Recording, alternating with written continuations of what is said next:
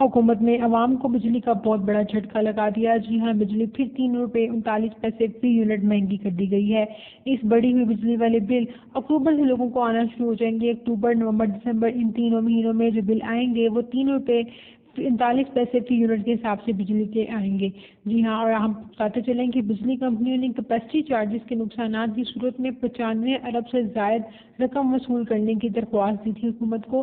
اس طرح 3 روپے 39 پیسے فی یونٹ بجلی مہنگی کرنے سے بجلی کمپنیاں 3 ماہ میں یعنی اکتوبر، نومبر، دسمبر میں یوزر سے یعنی کہ عوام سے 95 ارب 14 کروڑ 80 لاکھ روپے اکٹھے کریں گی، جو کہ میرے خیال میں تو بہت بڑا ظلم ہے لوگوں پر اور عوام پر۔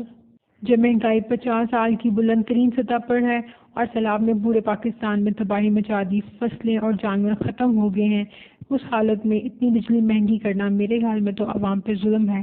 آپ کا اس بارے میں کیا خیال ہے؟ کمنٹ میں بتا سکتے ہیں۔